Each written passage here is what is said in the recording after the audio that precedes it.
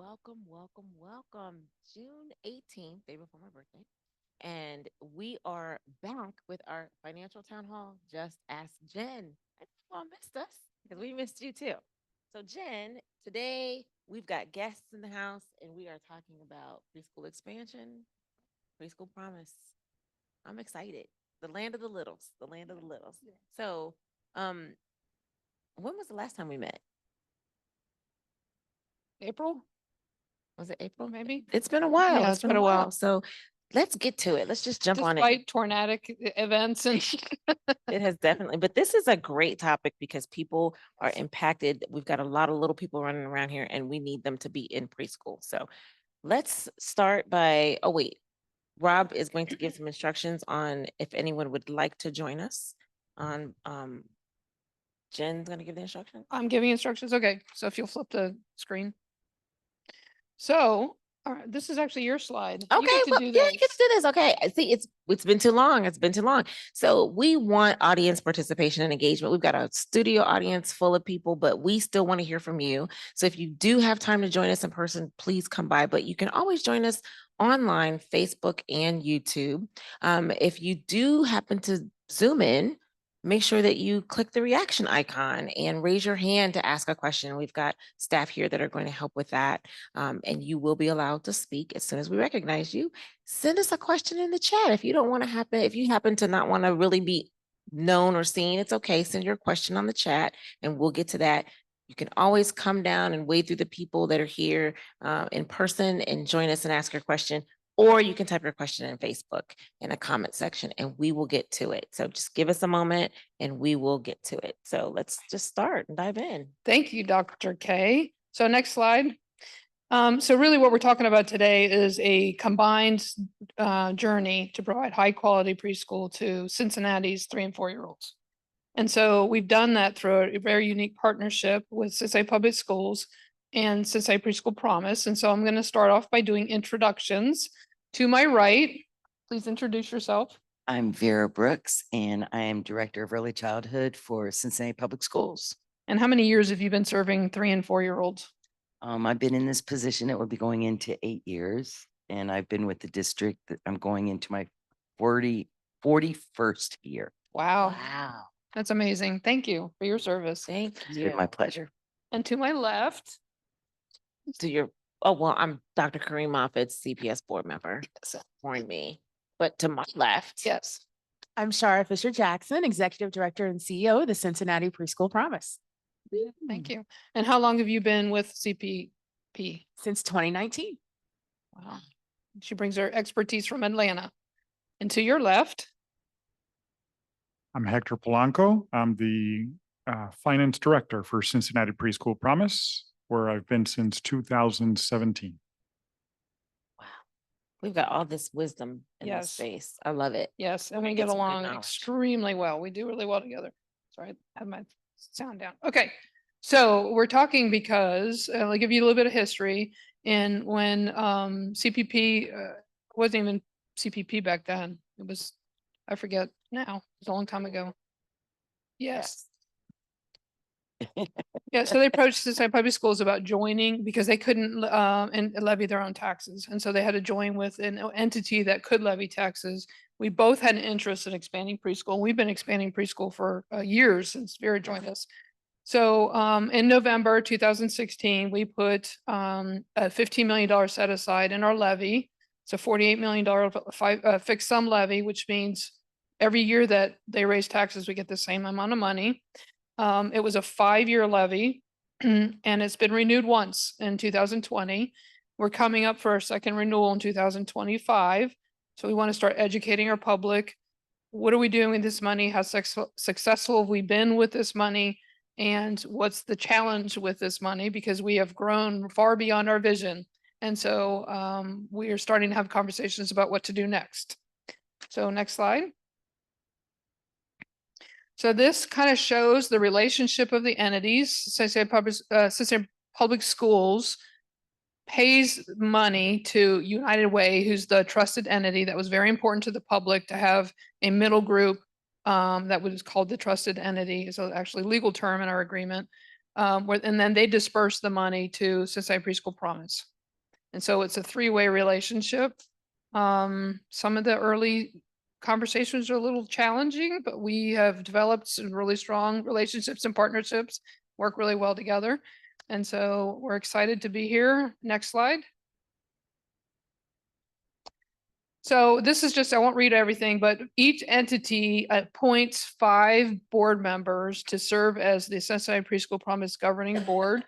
5 from CPS, 5 from United Way, and 5 from what used to be called something else, is now Promise Forward. Anybody want to make a comment about this?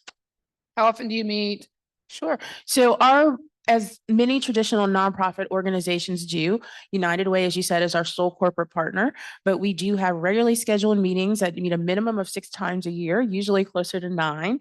We also have standing committees that are responsible for finance and audit, a governance committee, an executive committee, as well as a communications committee. We do have occasional ad hoc committees that talk about cost of quality and other things. A regularly functioning nonprofit, and all of our meetings are open to the public. And immediately after those meetings, they are posted on our website if anybody would like to go back and take a look at them. But we welcome the public to join us. Right now, our meetings have been consistently at the United Way, always on Tuesday afternoons. And so you'll see meeting notices on our website as well. A highly functioning, well-established board that bring a myriad of skills. And we have our annual meeting in September of every year where our board members are elected.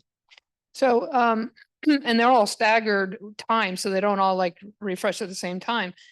Also in your board meetings, you have Ms. Brooks over here participates as a representative of CPS, right? An administrative representative, right?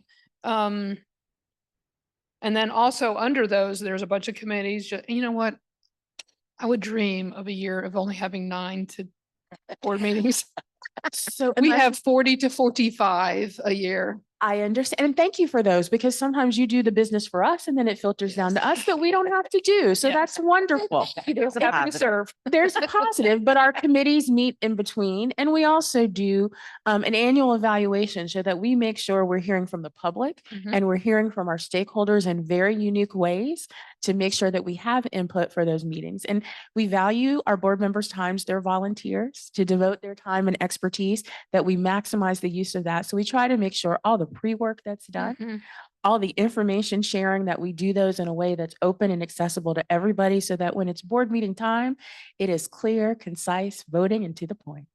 What is the website so that people can go back, and is it on YouTube as well? Like, where do they go? So we have all social media and virtual platforms available. Our website is Cincy, CINCY -promise.org. We have a CPP YouTube page as well that not only has our meetings, but our mission moments and the webinars that we do. On our website, you'll also see an array of resources for parents and providers and children.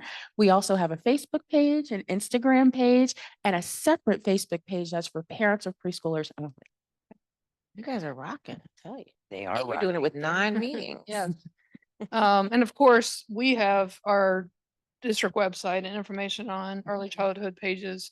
And the unique thing it's really developed and solidified over the years is that we're not really in competition with each other. You would think we would be, but we really help each other with recruiting and placement and needs. And so, and just for the public's edification, the payment streams are defined in a master agreement that was just renewed. And is also usually reviewed by our state auditor, because it's a very unique partnership where tax dollars are being passed to another entity and used to serve 3- and 4-year-olds. So next slide.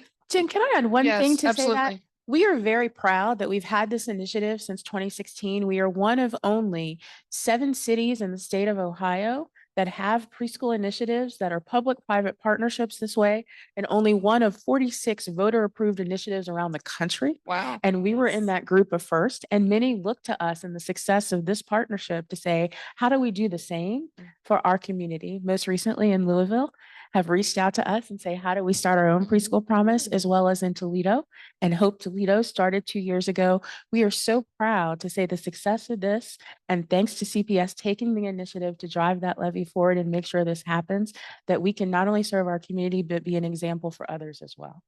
Yeah, good. Thank you for sharing that. Okay, good. Rob, can we go to the next slide? So from here, I'm going to turn it over to Miss Vera, who's going to explain this beautiful map to us. Well, this beautiful map is our expansion that started prior to our collaboration with the wonderful Preschool Promise, but has been enhanced due to our partnership with Preschool Promise. So we are very fortunate that now throughout our boundaries, we have 147 classrooms at 45 sites of our school buildings. And we're happy that the collaboration that we continue to grow and develop with Preschool Promise, especially with some of our most highest risk students with disabilities, we will be expanding this year 93 seats, majority of which are for children with disabilities, preschool disabilities. So through our collaboration, and Shar and I talk weekly, and they're very welcoming when I attend their board meetings and allow me time to share ideas. We're able to collaborate that we do not compete with each other. So the private providers may be in the same neighborhoods, but we strategically place our locations that we then can serve more children, because our goal is to make sure every 3 and 4-year-old is in a high quality preschool setting to prepare them within our boundaries to enter into Cincinnati Public Schools kindergarten classrooms. Super. Thank you. So you made a comment about supporting students with preschool disabilities.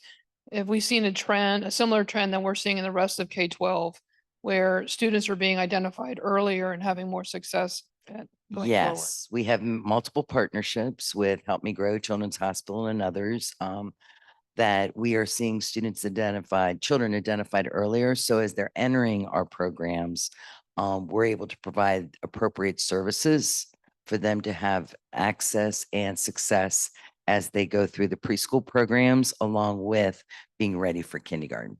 I think Okay. it's so important to reiterate, we are collaborating, not Yes. competing. Right. No. This is not a competitive space. The goal is the same, to get our 3 and 4-year-olds ready for kindergarten with both agencies. That is super, super important, because, you hear, I think there's just tons of misnomers out there that, hey, Preschool Promise, that's not CPS, or that. Get your children, Right. your 3 and 4-year-olds prepared for kindergarten. We're working together to that goal. Yes. And we've had a lot of wonderful collaborations over the last couple of years since Shara has come on board. One being is working collaboratively together to come up with pathways for children that may need added assistance to receive those services. In fact, I think another city has requested to see what we have built as far as processes and procedures to serve families and children. And I met with some of Shara's team last week. We're coming up with new ways with the new Step Up to Quality guidelines coming out of how we can collaborate more and be more understanding and sharing with the new guidelines, or just really developing better instructors through professional development. Making sure all of our people, whether a private provider or a CPS teacher or paraprofessional, that they are receiving the trainings they need. And instead of working in silos, we're collaborating together to meet everyone's need, that we're serving children better. Are we seeing a trend of the increased need? Like, are we seeing a trend of more students coming in? Are we needing more space, like, versus, We I'm thinking of always need COVID more babies. space. Always need more space. And I think Yes. tracking the data very closely, and what we always say is our mission and our commitment at the Preschool Promise is that every child is ready, right? So it is a common mission, but a diversity of tactics, because we put equity first, and equity means getting each family and child what they need and the way they need it, how they need it. And we look at the data, and the reason that we are not competitive, other than we all work better not being competitive, is when we look at the landscape and we match the number of children that are in our community that are 3 and 4 years old and eligible for preschool. The number of children that have the most economic challenges, which means usually those that are 300% below the federal poverty level. And we say when Preschool Promise started, we had about 19% of those children engaged. At this point, we have 35% of those families engaged. That's a great success that we're really proud of. But that also means that there's 65% of the children in that population that are not at a high quality preschool. So we have too much work and too many children and families to serve to be competitive.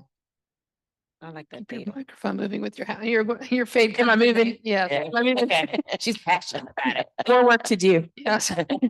Next slide, Rob. So this explains some of your provider network. So our provider network, in year one, when we looked at those providers who were part of Preschool Promise, and we call those in our network, because we like to remind everyone that as a community provider, that means a single site, a multi-site center, or a family childcare program, they have the option of whether or not they want to participate with Preschool Promise. And they choose that option by making sure they're going to follow the Step Up to Quality guidelines, because it's not just an education, it is a quality education, that they are going to serve all families, which means any type of financial assistance or challenges that we have, you have to be willing to accept those families. When we started, there were 66 providers that were able to recruit to that network.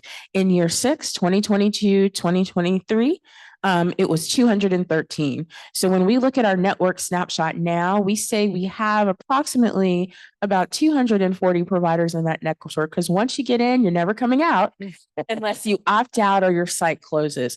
We report a little bit differently because we can't say what our classroom number is because it's a snapshot in time.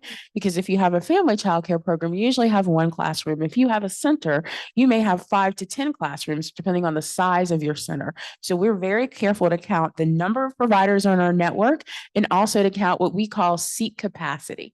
And we know that our seat capacity has increased significantly. And our top 5 neighborhoods for enrollment, you can see, are the ones that we say the most number of enrollments we have.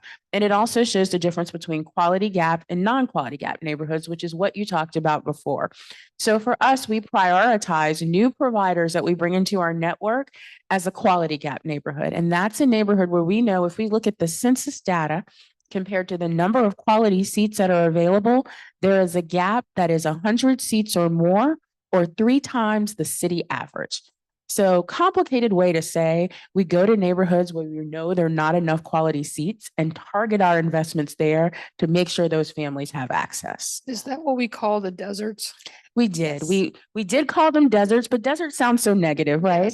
And so there may be providers there who are working toward qualities. There may be new providers there who are saying we're trying to reach that high quality mark, so we're eligible for tuition assistance. So we didn't want to put a negative on it. We say it's a gap that we're looking to close, right? It's not a dust ball. Something is happening there, but something on the path to improvement that we can do Gotcha. better with. I hear one of our board members talk about the deserts all the Yeah. time. Yeah. Right.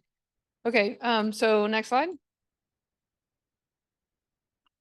So this is to the public. This is going to seem like we're ping ponging a little bit because one side of us will talk about one thing and then we'll do a matching conversation. So this is an example of the Cincinnati Public Schools preschool students who have taken advantage of this tuition money support over time. So the green bar is the current year. And so we've superseded 1,000 students this year. Is that right? Superseded, is that the right word? Anyway, greater than. But you can see this, I love this slide because it shows the growth in the opportunities at CPS. So we've taken great advantage of this. And this is something that we publish and present at every finance committee. So one of our audience members over there does that for us with partnership from Vera's team. So I think this is an exciting slide. Yeah. Because if you remember in 2020, that was the year we went into COVID. that was the yellow bar. That was the yellow bar. Or line. And through a lot of creativity from everyone at the table, we found ways to still service our families, service our children. And through the years, we have been able to begin our recovery because this slide, our tuition assistance is our last dollar in because we do have other grants that we fund children with. So to go from 605 students in 2020 to over 1,000 receiving tuition assistance within our district schools is very, very exciting, especially since what we've gone through over the last 4 years. And just to educate or remind everybody that the state foundation formula that we receive does not fund preschool. It only funds K to 12 plus students with preschool students with disabilities. So regular ed, or I think you use the word We call it typicals, typical students. are not funded by our state. And so, or local property tax, or well, we use local property taxes, of course, because of this levy. But most of our funding comes from state and federal grants. Yes. I think that's always the surprising thing that we talk to people that don't have preschoolers, that preschool costs, right? There is a tuition associated with preschool. People are always surprised. And I think consistently year over year in evaluations, 90% of our parents who receive tuition assistance have told us they would not be able to afford all or only afford part of preschool, but for Preschool Promise and the funding that it provides. 90% of the students and families we serve. That's amazing. That's an amazing number. Yes. Talk about return on investment. Yeah. Mhm. Okay, so next slide. So we have an equally pretty slide with those bar Yes. graphs that Hector presents for us. But we decided to use the infographic because we thought it was, a little bit more jazzy, right? Hector is better at software than we do. Yeah. There's no competition. There's no competition, no but we just thought we'd give a different flash of how this could look into your bar graph. And But we so, love our colors in preschool. right. So you see the increasing number, right, of providers that we had, again, the 40 that we start up to the 138. And these are people that are just participating on our tuition assistance side. So this means on the state step up to quality scale or the quality rating improvement system, these are providers that have earned 3, 4, or 5 stars at the top of their game, established curricular, best credentialed teachers, the places that are the highest quality. Only those sites are the ones that are eligible for tuition assistance for families to attend. You'll also see similar trends in the preschoolers that were served at community providers. You see our number, we had a slow start with 622, and then we peaked, and then pandemic kind of coasted us down at 760, and we returned to 936. I can't give you an estimate of where our numbers are this year. We're rounding that out in the next couple of weeks. But what I can tell you is that we process more than 1,500 applications this year. Now, not everyone gets approved because there are income guidelines, there are residency guidelines, but we expect to see a comparable trend. And collectively, that means that this partnership has provided preschool slots to more than 10,000 individual children since we've launched the Preschool Promise. That's good stuff, That's right? That's something to Awesome. celebrate. Yeah. Yes, it Yeah. is. Okay, so next slide. I think we might pause here for a couple questions, but I forget what the next slide is. It was after this, right? So I think this is your slide. Well, yes, this is our expansion over time. So everyone thinks that we just had all these beautiful classrooms and buildings all at once. But we have built over time to be very strategic in where they're placed, but of where the needs are and where the gap, as Shara talked about, is. But over time, we kept adding classrooms based on surveys and hearing from the public, hearing from the parents, seeing where the different movement within the city, because our city is a changing city. So where is the greatest need to serve the most children in preschool? So it just kind of shows that each year we have added seats to meet the needs of the families. And as I said earlier, this upcoming year, we'll be adding 93 more seats, which it's never a surprise. And that's where this collaboration comes into play, because when those decisions are made during our weekly touch points, I inform and let Shara know, hey, we're thinking about this location. And there's that discussion. So no one's ever doing harm to anyone else, that we are collaborating together to say, okay, let's make this work, because that wonderful number of 10,000, we would love for that to be many, many more. So we want to be smart about how we are expanding. And I think the thing that is unique about the community provider side is that there's also an investment made in what we call our investment in quality improvement. And that is helping providers reach that high quality, whether it be training their teachers and coaching and administrators, whether it be investments in large muscle groups and play groups and the curricula and supplies that they need. All of those things are essential that were it not for this investment, we have providers that would never reach that quality rating. There are not too many people that are running a preschool site that say we have an extra $20,000 to spend over the next 2 years to get the professional development, to get our teachers trained up to par, that we can get that teeny tiny chair that we know they have to make sure that they have their water table and can reach it, right? That we have safe outdoor equipment that is aligned with developmentally appropriate practice to make sure that you have outdoor time and indoor time, that you have curricula that is aligned with state standards that we know produce results that are evidence-based and proven. The original theory of this and how it has worked is those investments pay off because we have had very few providers who have dropped out and said, we're going to close our doors. What they've said is the opposite. But for the support of the Preschool Promise during the pandemic, we would not have been able to stay open.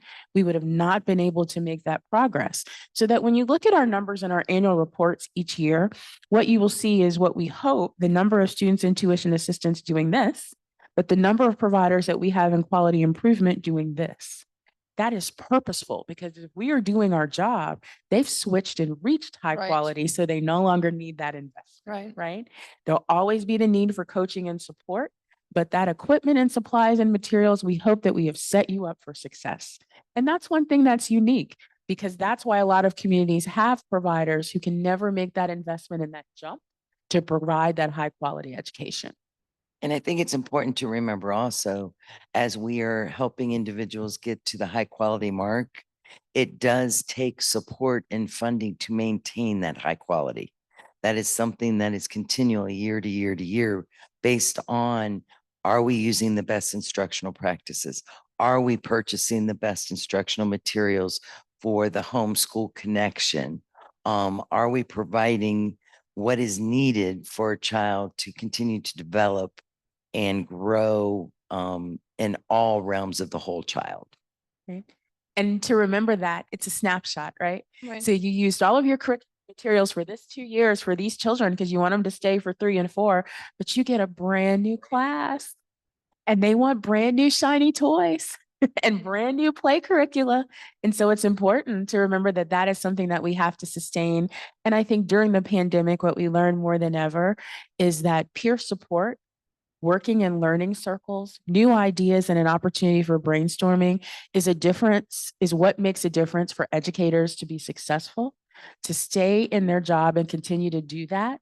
And that was essential. And but for the Preschool Promise, that wouldn't have been there because if you can imagine someone that is doing high quality preschool education with a master's degree in their home in the pandemic, they only saw the parents that dropped off at the door. And that was all. But we were able to find a way to say, how do we use swivel cameras and virtual to make sure that you stay connected to the coaches? How do we amplify the investment that others are making in the community and that the state is making to do that? Because the reality is with solely the public investment from the state in early education, most providers would receive less than 2 hours of coaching a year. Wow. A year. You know, This makes a difference. what keeps coming to my mind is unfunded mandates. Because there's a lot of requirements you guys are talking about that we have spent a lot of money on, but there's no revenue to go with it from the state. What comes to my mind also is you shared that people are very shocked that preschool costs. Because I'm a little old, but I think I don't know if my mom paid for preschool, but I don't remember that being a conversation in the 70s that preschool was important, that people chose to go to preschool. But preschool educators are educators and they need the same professional development that our teachers need. And I think if we have a disconnect that it's even necessary, then we Yeah. probably have a disconnect at what it needs to be maintained as well. So I'm glad to hear you say that professional development is a big part of Preschool Promise and what you all offer to some of our providers and to our staff, because when we begin to think of Preschool Promise staff as educators, we give them what they need to educate properly our preschoolers. So we need to change the word speak for sure. Next slide. I forget whose slide this is. This is Vera. Okay. Okay, so this is our enrollment history over time, and we divided it up to show the different areas. Typical as a general education student, our Montessori programs in our Montessori classrooms, There are 15 kindergartners and 9 preschool students, age 3 and 4. Our disabilities classrooms and then the total. And since 2018, you can see that we continue to grow. We continue to expand. And that's wonderful that the community is entrusting Cincinnati Public Schools and private providers with their children, and knowing that we have their interest at heart, and we are about kids, and we want to truly prepare our children for their journey. And it's starting at kindergarten. People talk about graduation and things like that. I'm a strong believer. You don't graduate till you get to high school. We are the beginning. We are the foundation.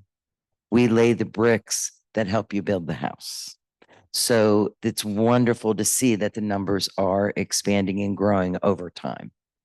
Okay, now Vera, we just had 2 weeks of preschool graduations, right? We had a lot of caps and gowns, a lot of ABC songs. Oh my- So there was some mini graduations as people start to complete their journey and, as they say, go to big school. Yes. Yes, there we go. Okay, so let's open up for some questions from the public. Rob, do we have any before we get into spending? Yeah, let's not talk. Yes, absolutely, we do. Can you explain the stars for preschool and what they mean on all the buildings you see? So, yeah, the state of Ohio has what they call a quality rating and improvement system. For 7 more days, we have a 5-star system in which there are 7 domains on which every preschool site is graded.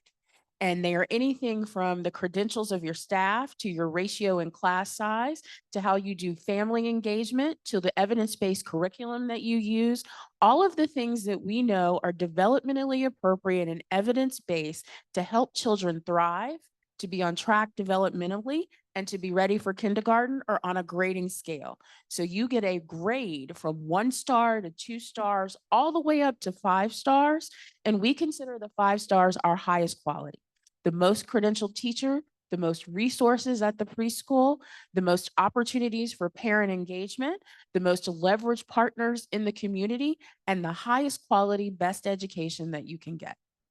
And I think to add to that, it's part of the assessment process too. So it's not just that you fill out paperwork and you submit something and you receive stars. It is a total year-long process that is continually evolving, where yes, you do have things that you have to submit to the state in writing, but then they actually have individuals from the state that come to your site unannounced to then look and see what is actually happening at the site or at the school. And from there, then they give you a rating. And we're very proud that of our 3, 4, and 5-star rated programs, very thrilled that I have to brag a little bit. Cincinnati Public is all 5. They will be July 1st. We know that they will be transitioning not to a star rating, but from what we're understanding, and it will be rolled out into a metal rating of 3 levels. A gold rating, which will be the highest, will be anyone that had received 4 or 5 stars.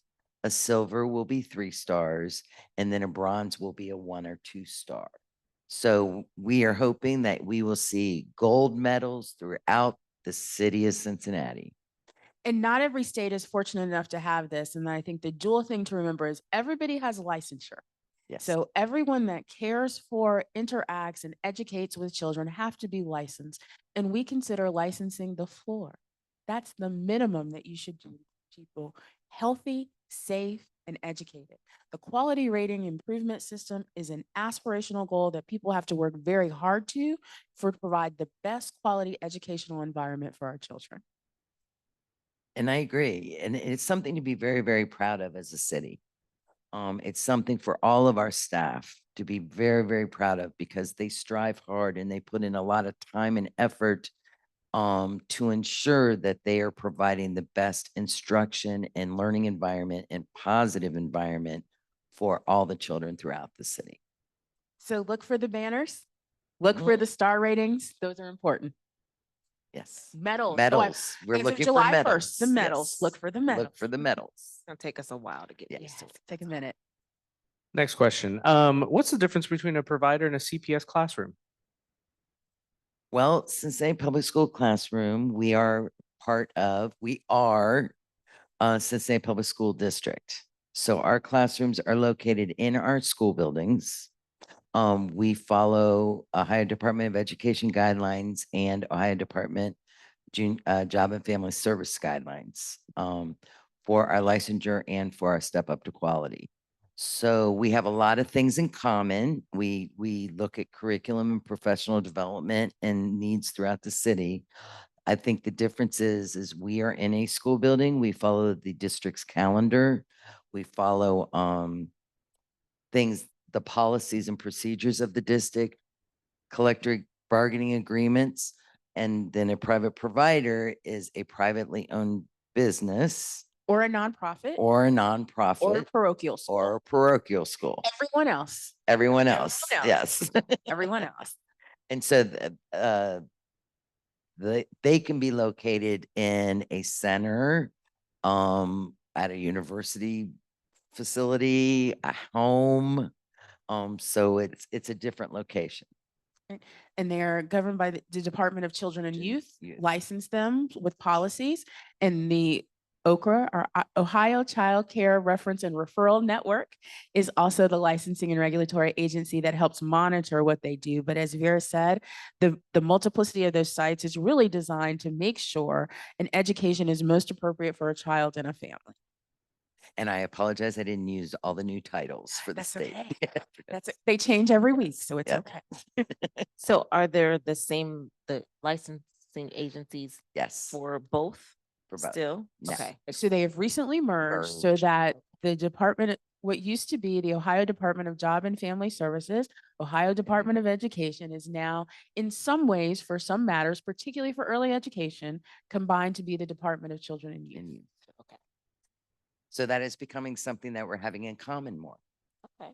which is wonderful because great. now It's actually really we good. can really collaborate together with what is needed for the community and our staffs. And it ensures that the kids are getting high quality education at 3 and 4 across the systems, regardless of where you choose to partake. You're getting a high quality education, and that costs. That actually has a value. Right. So I have a question for the two of you all. Can you explain to the public the difference between early childhood education and childcare, Ooh, yeah, good. preschool education and childcare? We like to say every educational environment is a caring environment, and every caring environment is educational. But the way that we usually divide it is that we say, I'm just going to put it out there. A lot of people talk about preschool, that particularly family childcare providers and other early education, is babysitting, right? That is not what it is, because it is licensed and regulated by the state. And to be very clear, there is a mandated curriculum and set of practices that every provider who is part of our network must follow. And that means that there are educational milestones that you have to meet. It means that you've agreed to implement a certain curriculum. You've agreed that you understand and you have educators in the room. So there is absolutely nothing wrong with childcare, and we support that. But what we fund and what our mission is related to is early childhood education. And that means it's not just what you think. It's not just what a good idea is, or it's not just my mom did it with me, so I'm going to do it with you.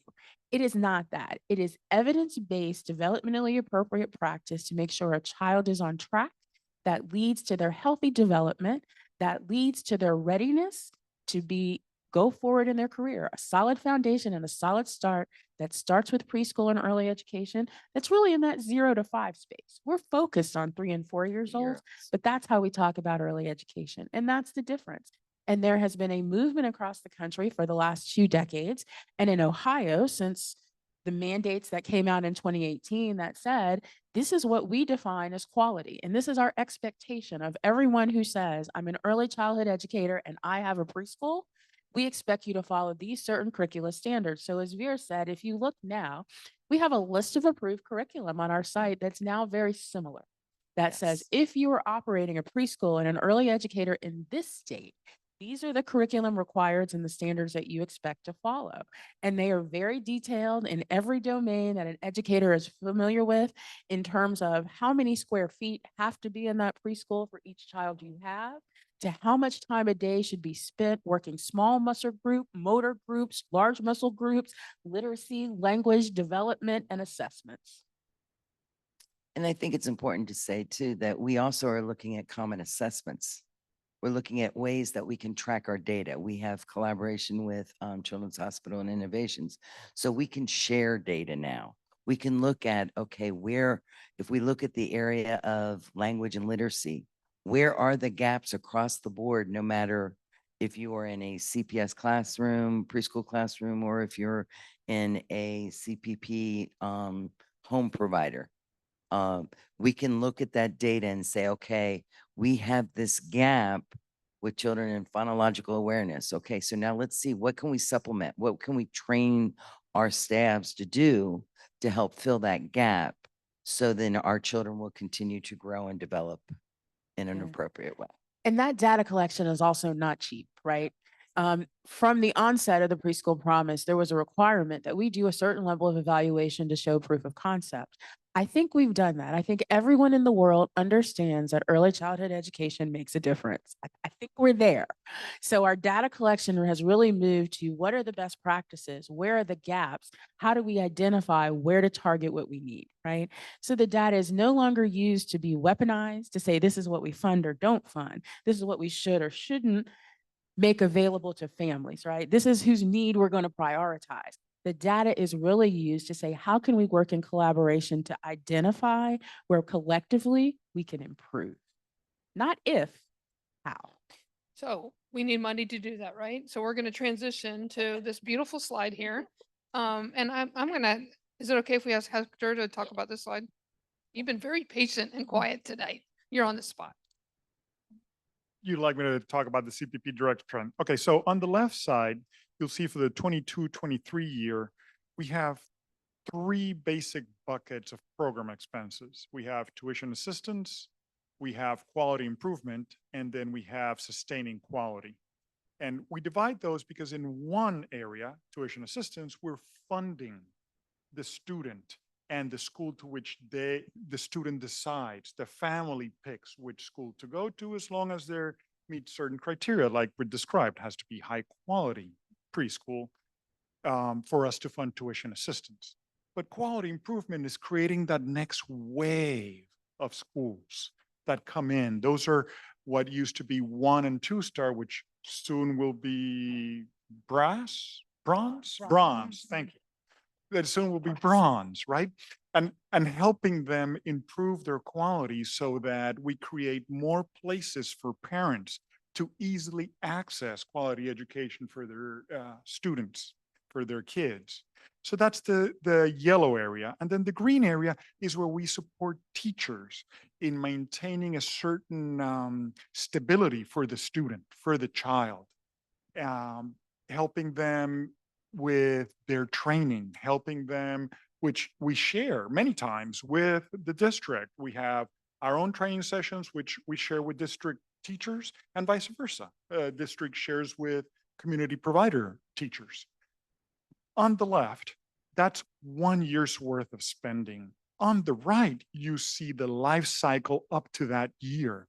So in the life cycle of the levy, and levy comes in 5-year life cycles, we have spent $24 million roughly on tuition assistance, $7 million on improving quality and creating spaces for future students, and then $1.3 million in helping sustain that quality with the teachers. And this is CPP spending, not. Correct. This is just CPP spending. And Right. just like the district as it relates to tuition assistance, we are last dollar in. So other areas, we have some of the providers receive Head Start. Some of the providers receive ODE grants.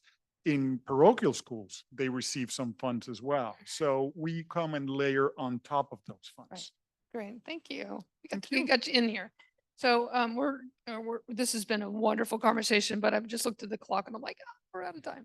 So if we can talk, we're going to flip through the next slides pretty quickly, but if we can talk about the, how successful we've been in terms of kindergarten readiness. That's the biggest measure. The reason we invested this money is so that preschoolers will be better ready for kindergarten, so they can be more successful in the upper grades, right? So if we could just kind of quickly talk about those successes, and then we'll talk about the challenge, and maybe hopefully we'll get some more questions in. Next slide, please. I don't know. Yeah. So the whole purpose is kindergarten readiness. We want our children to be prepared. So we're very fortunate that, and I will go through this quickly, that we are the foundation, as I said before, for a child to begin their journey of lifelong learning. And our 4-year-olds that have rolled up during 22-23, we had 959 children that left our preschool classrooms at age 4 and began in a Cincinnati public school kindergarten class. And this past year, 23-24, which is this year, next year going into kindergarten, we will be rolling up 1,778 students That is into our amazing. kindergartens, Yes. which is the beauty of where our classrooms are, because a family can select, say, to they want their child to go to Rothenberg. So they can start as a preschool and they can remain in Rothenberg all the way up through 6th grade. So we're very thrilled that we have that many students, and in collaboration with what Cincinnati Preschool Promise is rolling up into kindergarten, we hope that number continues to grow, that our kindergarten enrollment then continues to expand. And so, did you have anything to add to that? Okay. So, if you'll flip through, do you want to talk about any other, this bar chart slides? Keep.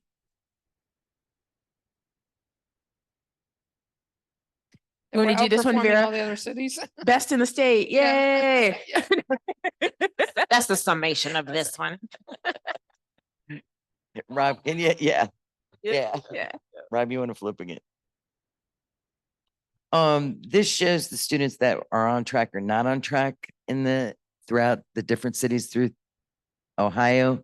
And we are showing growth and improvement, and our percentage is higher. This was through the data that was done through Children's, our research study. So we are very pleased. We are not there yet. I wish that number was flipped, but we're coming out of COVID. We're coming out of other situations with our children that we are making gains, and we are holding our own, and we're going to continue to grow. Rob? You want to keep going? No. This slide is showing, especially I want to point out the literacy by preschool. So you can see at Cincinnati Public Schools, we had 1,192 students this past year. For this research, that 42.9% were on track in the area of literacy compared to all other experiences. And when we talk about all other experiences, that includes children that never went to any preschool. So they could have had a multiple of experiences. Also, we looked at our children that had 1 year of Cincinnati Public Schools preschool experience, and children that had 2 years of Cincinnati Public Schools preschool experience. And you can see a child that attends Cincinnati Public School preschool shows much more gain over time because they've had 2 years with a certified teacher, paraprofessional, and student service assistant. And I'll just say that this is 2023, 2024 data, right? And I think ours is not out yet. Ours is premiered at Preschool Promise Month in September. So if you'd like to see the CPP version of this, we will have that available in September at our annual meeting with the release of our annual report. And Innovations, as you said, from Children's Hospital comes and does a display as well. And we hope to have comparable results, right? And at the end of the day, absolutely. What we know is another filter that we also do is by SES, which is social economic status, and we do by race and gender as well. And what you'll continue to see is that the students who benefit the most and have the greatest gains and being prepared for kindergarten are those children that have the most economic challenges and are Black and African American children. They make the greatest gains and they benefit the most from that kindergarten readiness. And overall, just to remind those that may not become used to looking at this data all the time, that we think anything of a variation between 2 and 4 points is statistically significant, right? So any gain that a child makes and the difference between that in kindergarten readiness, thanks to their participation in high quality education, is so important. Because if you're on track now and the small investment in dollars that we make now means that you will stay on track. We have one of only 2 longitudinal studies that were done in the country that says when children show up to CPS ready to learn for kindergarten, their results are much better. They're higher ACT scores, they're better graduation rates, their post-secondary educational attainment is higher. Those are facts through a longitudinal study that was tracked for 12 years. Right? We're lucky to say that. So we know the conversation is not how does it pay off? It is how do we get more? Now we need to jump in a bus, ride up to Columbus and get some help. Okay, so next slide, Rob. Most definitely. So, but we're going to talk about the challenge today because we are facing a challenge. This is Hector's beautiful graph. I'm gonna have him explain it here in just a second. But in general, just to remind you, we had a $15 million set aside. That's an annual revenue cycle. Our combined budgets right now are over $20 million. So we're getting $15 million a year, but our needs are 20 million and more. We could go bigger if we had more money. We're able to sustain that right now because of the early years we had quite a bit of underspending while they were growing up, and then we had COVID, so we didn't spend all our budgets. But that money's going to run out soon, and we have a levy on the ballot. Our next renewal is coming up in November 2025. The board's going to have a decision and a conversation about, do we change the levy to bring in more revenue, make it a longer levy because we had 2 5-year renewals and we're trying to not always be back on the ballot again. Or do we look for other revenue cycles and or do we cut back? I hate to say that, but you know, we would be faced with taking money away from K-12 programming to support preschool, which was probably not the best thing to do. So Hector, you want to add a little context to the slide? Yes, and what you see here is on the left is when we started in fiscal year 17, we did not spend the full amount of our levy. So we started to keep those funds segregated from the rest of the funds for the district because the voters said, no, we want you to invest in preschool education. So as we did not spend the full amount, that mountain started to build. And then when we got to the point where it's starting to tip over, our investments are like you're describing in the $20 million range. But if you have 15 coming in, 20 going out, you start eating into that mountain. And then when it gets to the bottom at 0 is when we would run out of funds.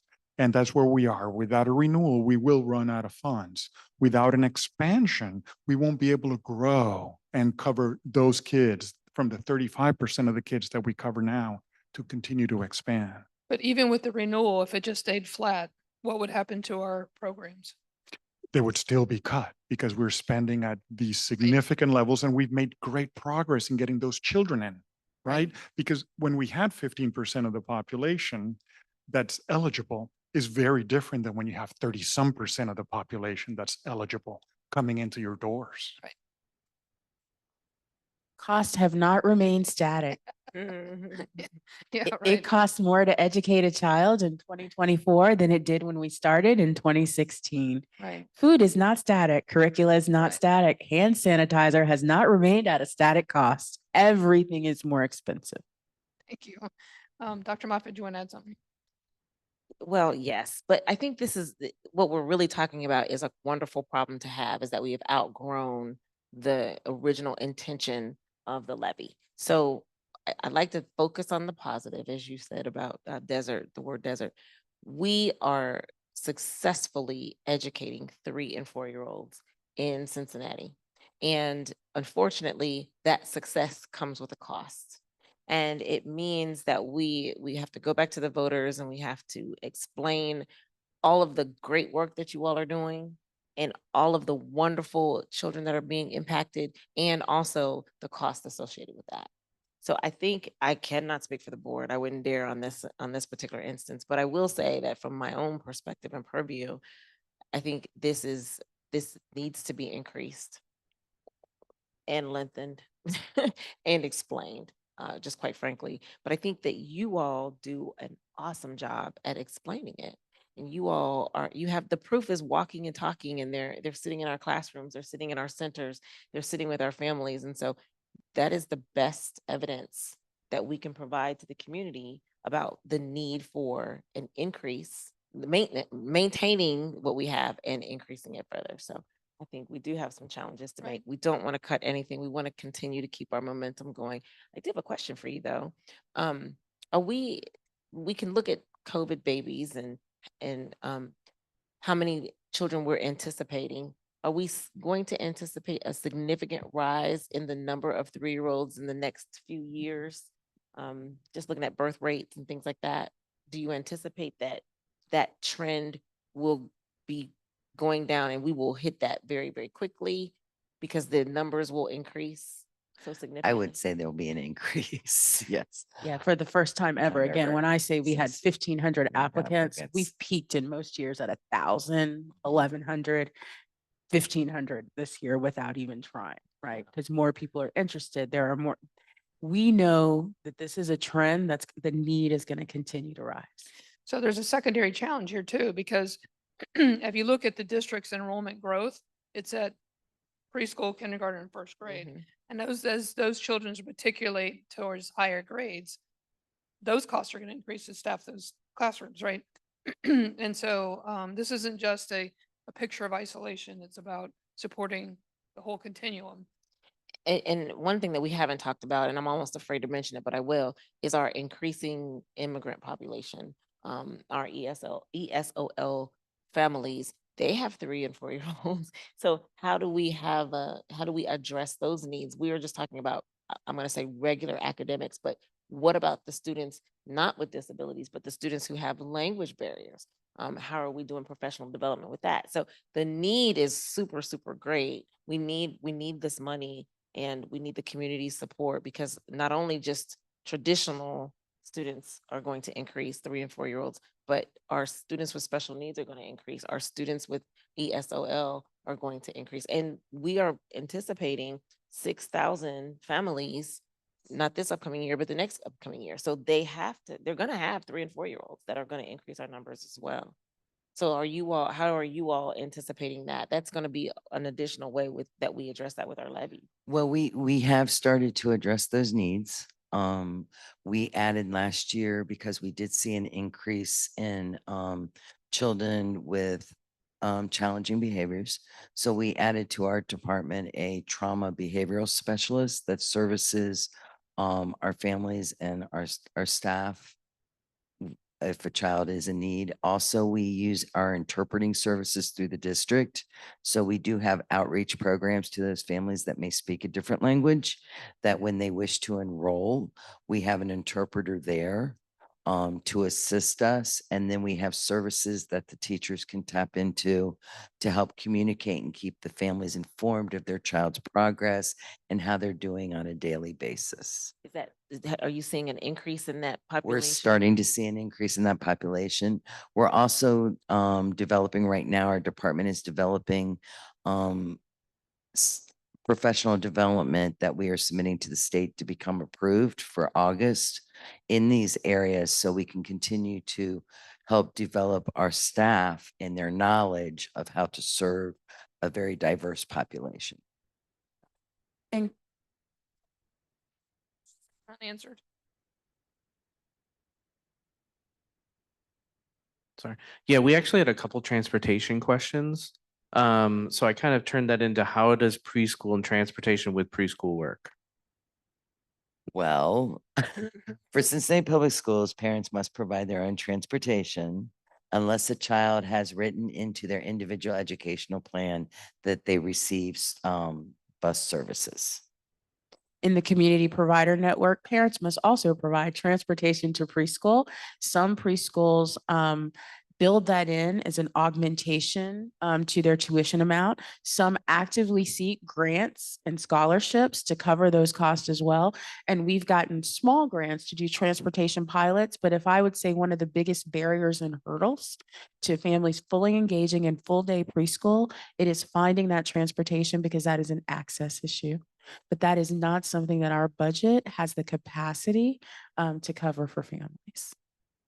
Another challenge or barrier that I would like to bring up is after school care.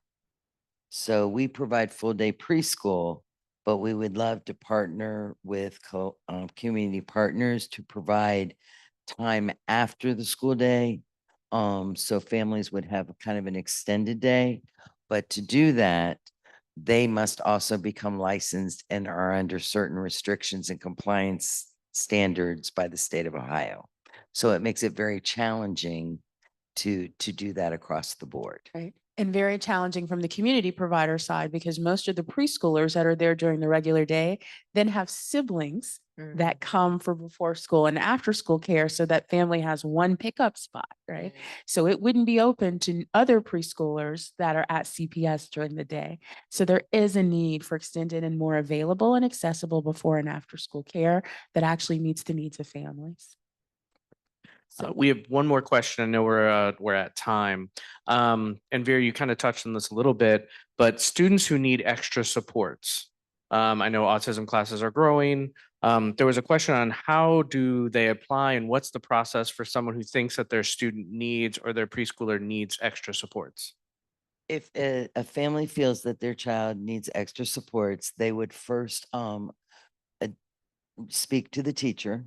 And then there is a complete process. We have diagnostic teams that are made up of a psychologist, speech pathologist, occupational therapist, physical therapist, and itinerant intervention specialist.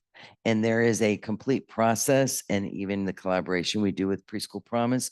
We have several diagnostic teams then that work with the family and the classroom staff to then help us through that process of making that identification. We also work collaboratively with programs of children and Help Me Grow that service students birth to age 3, that they do early identification. So they begin the process and then we collaborate with them to continue the process into when the child turns 3.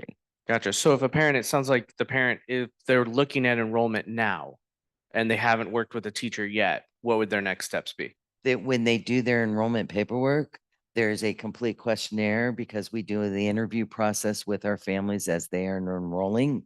And one of the questions is, do you feel your child has specific needs? Does your child have an IEP? So the parent would share that information then. And then that is when we immediately go to the diagnostic team and we get the process moving forward. We are out of time. Rob, if you could put that last slide up about our partnerships, just so that people are aware about who is partnering with us in this mission to get our 3 and 4-year-old preschoolers ready for kindergarten. These are our partnerships. We are looking for more. I also will say both Cincinnati Public Schools and Cincinnati Preschool Promise are enrolling 3 and 4-year-olds right now. So, Shar, can you give us the website one more time for Cincinnati Preschool Promise? It's Cincy, CINCY-promise.org. And we also have a call center. Anyone can call in to help them navigate the process, to find a preschool site that works for them. Visit that website. You will see it there. And always the United Ways 411 site has a dedicated navigator to help someone find the appropriate preschool and early educator for them. Vera, can you give us the site for Cincinnati Public? Preschool? Yes, go to Cincinnati Public Schools website and then just type in search preschool and all the information is there. Or they can call 513-363-0240 and we will have our wonderful enrollment hub staff answer the phone and get the process started. We are also having walk-in enrollments this summer at Woodward High School, at Rising Stars at Vine, and at Reese Price. So please come walk in and we will help you find a spot. And any community event you see, We one or will be both of there. us will be there. And we will have teams out with shirts that say, "Ask me about Preschool Promise." Don't forget to use the QR code that you'll see throughout the city, also on our metro buses and shelter ads. Anytime you use Yes. that, it'll get you right.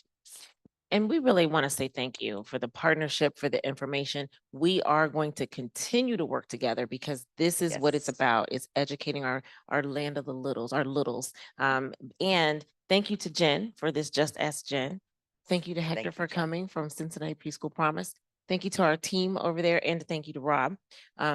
This has been our pleasure. Our next Just Ask Jen